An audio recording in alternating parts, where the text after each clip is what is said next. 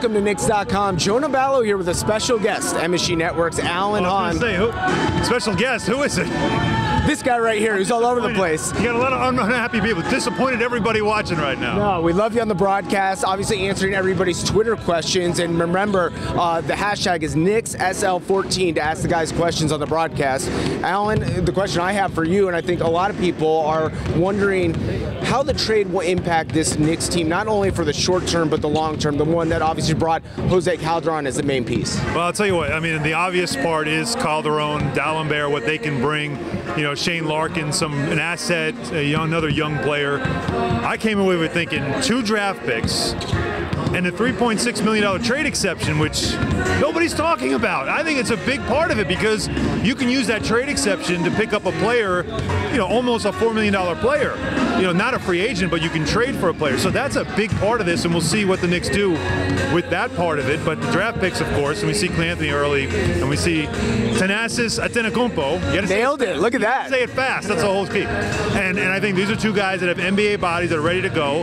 And I think Anthony early is a first-round pick that they got in the 2nd round. But on the court, of course, Calderon gives you a heady point guard who can shoot the ball, which is very important in this. And I'm curious to see what more. Like, I looked at the trade and I said, okay, it's a nice first piece, but I think there's more to come. The trade opened the door for more things to come, and I'm looking forward to it. All right, looking at the 2 pieces they acquired in the draft, first Anthony early, an interesting guy in the fact that, like you said, I think a steal in that 2nd round, especially what he did against Kentucky in that tournament, really kind of opened up my eyes to his game. Tell the fans out there what we can expect from him. You know, maybe it's going to be a little bit of a process, but maybe in the short term what we can see from him. Well, the best part about it is he doesn't have any pressure like a lot of first-round picks do to come in and have to play right away. It's very similar to Tim Hardaway Jr., where it's going to allow him to develop a little bit, earn some minutes, and develop early in the season to a point where by the end of the season he could be a rotation player. He's a mature guy, 4 years of college, that says a lot. Basketball body, you can see it. I mean, physically, you know, he can play at the NBA level. He showed a little bit in the first game that he can shoot it, and he's smart. What I love is something Tim Hardaway Jr. said to me during the halftime interview in the first game. He said he asks a lot of questions. That's great. You want rookies that are not afraid, but also know, hey, I'm a rookie. I want to learn. I want to learn everything I can. He told me he knows that Derek Fisher wrote a book. He knows Phil's written a couple of books, and he said, I want to read them.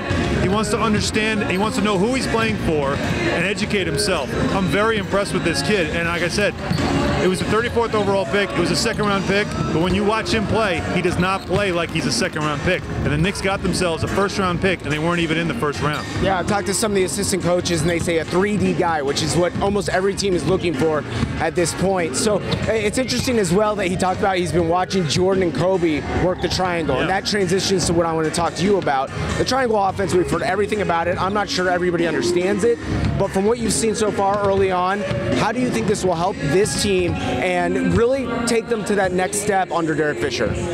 If you watch Cole Aldrich in the first game, I think that really was a good indication of how the triangle is going to work. What you didn't see, and I have to laugh, Clyde, who I love, all right, on the broadcast was noting the one thing he had concern about with Anthony early was you didn't see him put it on the floor. He wasn't beating anybody off the dribble, and he was saying, you know, you want to see if he can do that. And I thought, no, you don't have to, because the triangle, you don't need to do that. And I think that's why we didn't see him one-on-one, ISO, put it on the floor, because in the triangle, really, you don't have to be that way. Now, it could result that way. Ball movement can turn into an ISO situation on one end, like, you know, strong side to weak side, all from passing. And then you have a favorable matchup. Let's say a guy like Carmelo gets a one-on-one with a guy that he knows he can beat. But in this situation here with a lot of young guys, the ball goes into the high post, you get a good passing big man. And, you know, Cole Aldrich showing he can. I think Kenyon Martin is a terrific passing big man, and we'll see if he's part of the future plans. And, you know, the Knicks have had guys. Bargnani can pass a little bit as well. You play into high posts, and you get guys to pass out of the high posts, and there's constant movement. We saw that yesterday. Constant movement of players, not standing still, not stagnant. So there's more guys involved. It still probably ends up in the usual suspects' hands. So I think Carmelo, JR, guys like that will end up having the ball in their hands. but you still see guys feel more engaged, and there's balance too. It's a long answer, but bear with me. There's a balance aspect to this as well. We see a lot in the NBA, three-point shooters in the corners, right? Yep. Spread offense, pick and roll, and you're burying guys in the corners because it's a shorter shot, and it's hard to get out on those shots. But that creates an imbalance defensively, because if you don't get that pass, there's a turnover, a tip, a long rebound, you're going back the other way, you're running 94 feet from that corner, so you're at a disadvantage. There's a lot more floor balance with triangle because of the movement. There's always two guys high, and rarely are you caught in transition because of that. I think that's going to help the Knicks' transition defense because of the offense. What a great explanation there of the triangle offense. And everybody, I mean, did you follow that? Because there's probably some people that are like...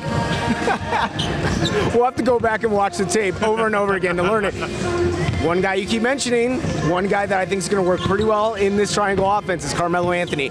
I'm assuming you're not surprised.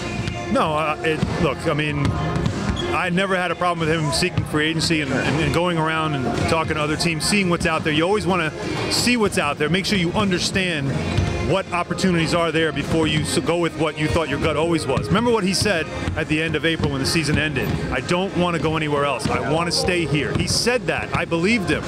But it doesn't mean you don't check just in case. You don't want to go 2 years later and think, wow, I could have had something. I never put enough time into it. He put in the research, and his gut instinct all along was staying home, and that, you know, I think what he went through this past week endorsed his own feelings that staying here is the best thing for him financially, but also opportunity-wise. You have Phil Jackson, you have Derek Fisher, they have cap space coming up, a lot of flexibility, assets. There's opportunity here, and I'll tell you what happened in Cleveland changes everything in the East. If you think about it, there's no longer, to me, a clear-cut favorite. Even LeBron admitted it. Cleveland has time. They have to grow. They are young. Chicago, we'll see what happens with their movement, but Derrick Rose is still a big question mark. He hasn't played in 2 years. Miami will be Miami. They'll still have Wade Bosh, but they will not be the same team. The Wizards are still young. I think the Pacers are going backwards because you don't know what's happening with Hibbert. Lance Stevenson is a free agent. It's open, and you know, maybe the Knicks won't be the best team in the East, but they'll be competitive, and then they'll have a chance to build in 2015 to be even more competitive. Opportunities there. Marc Gasol also floating out there as a free agent potentially in 2015. Keep our eyes on that. Yeah, I'm petitioning the UN nations right here. You're starting the rumor already? We haven't even finished this free agency? Listen, it's never too old. We're in Vegas. We're heating it up. That's it. Well, you know, we had the LeBron-a-thon. Right. We had melodrama. Right. Well, I called it Melopalooza. What would Gasol? Give me a Gasol. You're good with these things. This is good. We're gonna send it out to the fans. All right, let's come up with a hashtag Knicks SL14. Yeah. Start, and we want nicknames for Thanasis. Well, I mean, I think it's Tenacious. Tenacious. It's got to be. You can just call him Tenacious. But we need to have a name for whatever the pursuit of Gasol will be, and it has to be one word. Maybe we'll go to Calderon and find out from him, his best buddy. He can come up with a Spanish name too. Yeah, that's good. That? We've been listening to Alan Hahn's playlist in the background, if you can hear it. This is what he listens to in his room while he's working out in Vegas. Absolutely not. Not even close. It's not even close. Okay. Make sure to get your questions out to him and LJ on the MSG Network broadcast. The next game is Monday. Should be an interesting contest. You can watch it at 4 o'clock local time. Always great to have you on. It's been a blast here in Vegas, so we'll catch up soon, okay? So far, it's been fun. Now, if they play some PE, that's my playlist. Come on, Chuck D. You got to get on the playlist out here. Don't buy it.